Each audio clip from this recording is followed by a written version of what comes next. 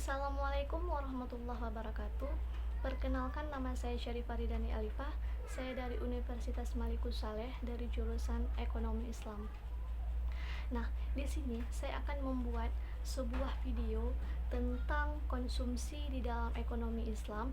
Nah, di sini saya akan menyampaikan dari sebuah hadis atau sebuah dalil Al-Qur'an. Nah, untuk memulai videonya, saya akan menyebutkan dulu pengertian konsumsi dalam ekonomi Islam.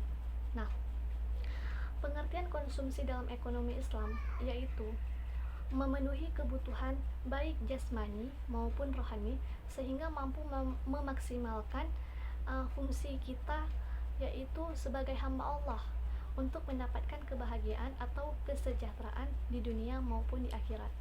Nah, pada hakikatnya konsumsi itu adalah mengeluarkan sesuatu dalam rangka memenuhi kebutuhannya. Nah, apa tujuan utama konsumsi seorang muslim? Nah, tujuan utama konsumsi bagi seorang muslim itu adalah sebagai sarana penolong untuk beribadah dan meningkatkan keimanan kepada Allah dalam rangka mendapatkan kemenangan, kedamaian, dan kesejahteraan akhirat. Nah, ini baik digunakan dengan membelanjakan uang atau hartanya untuk keperluan bagi dirinya maupun untuk beramal saleh bagi dirinya. Nah, di sini saya akan membacakan sebuah hadis riwayat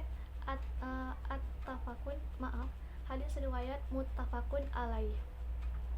Bismillahirrahmanirrahim.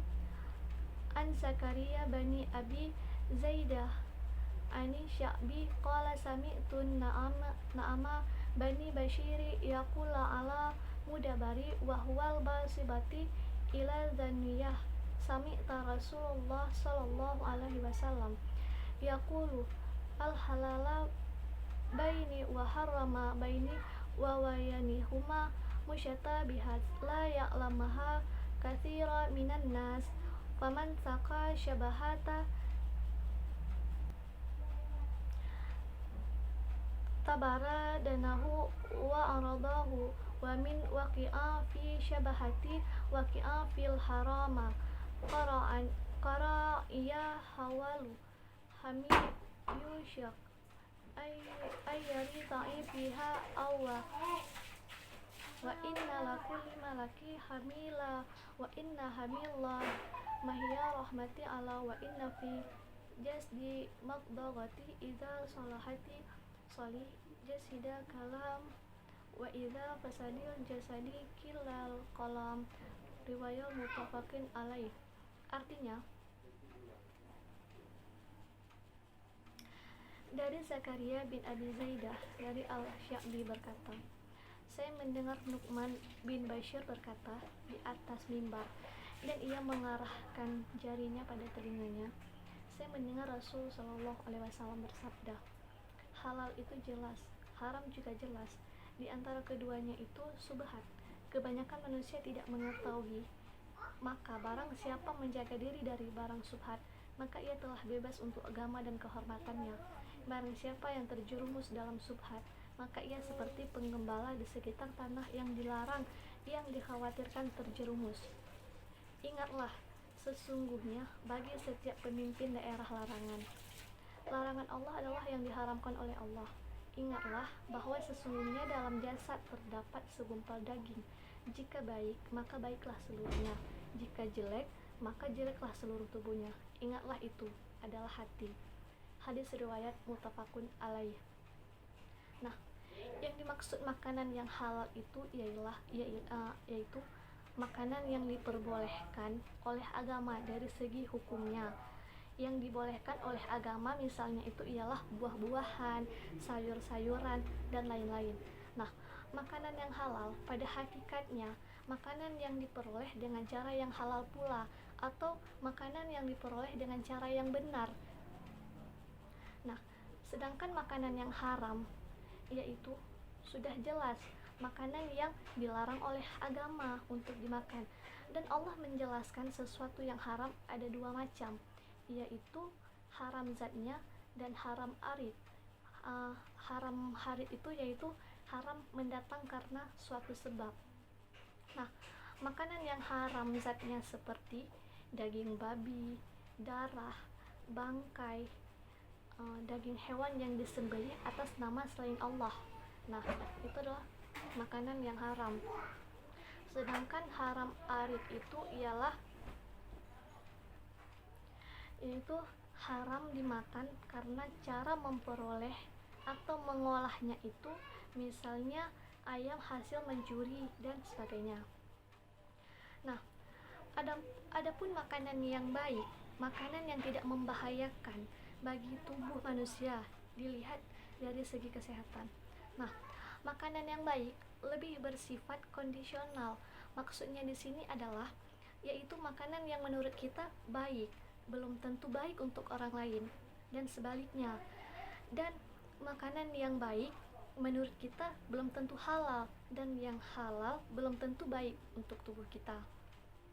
Nah, di sini juga saya akan membaca sebuah ayat Al-Quran dari surah Al-Baqarah ayat 168.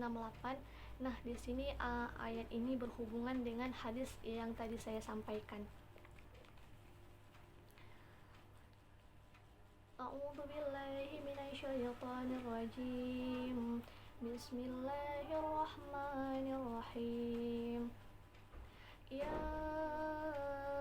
ayyuhan nasu kulu mimma fil ardi halalan thayyiban wa la tattabi'u khutuwati syaitan innahu lakum aduwwum mubin. Sadaqallahul azim. Nah, dari ayat ini artinya adalah, wahai manusia, makanlah yang halal lagi baik dari apa yang terdapat di bumi, dan janganlah kamu mengikuti langkah-langkah syaitan, karena sesungguhnya syaitan-syaitan itu adalah musuh yang nyata bagimu.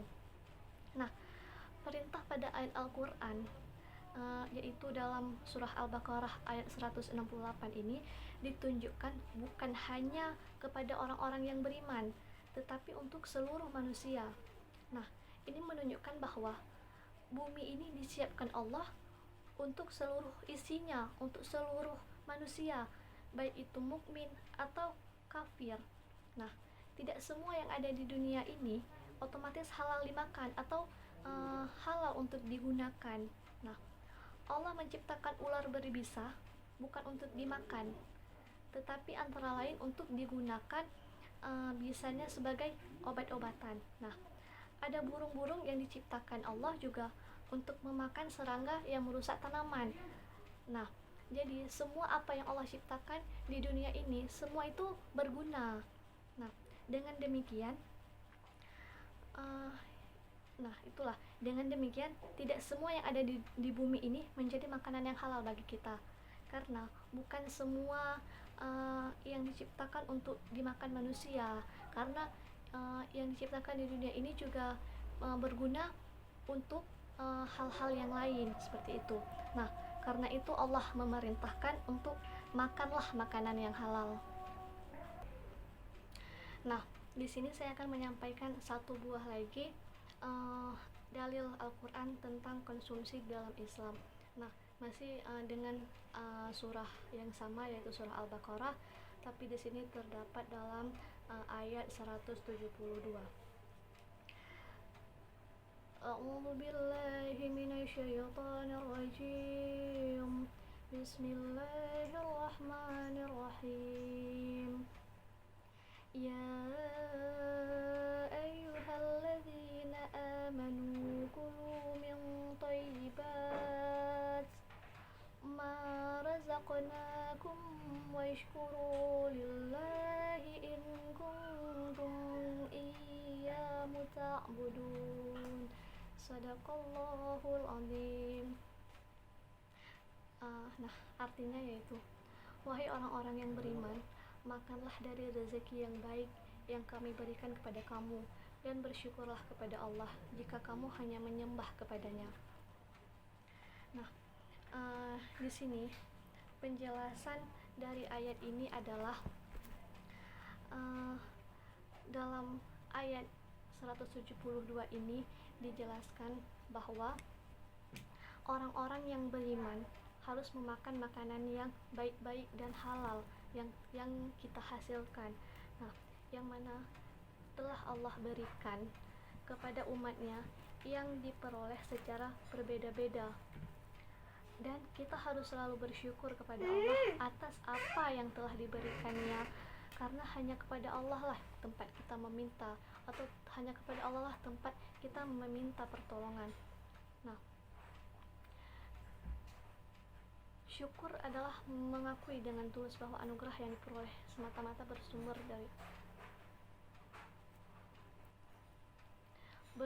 dari Allah, sambil menggunakannya sesuai tujuan penganugerahannya atau menempatkannya pada tempat yang semestinya. Jadi kita harus selalu bersyukur kepada Allah, karena hanya kepadanya lah kita menyembah.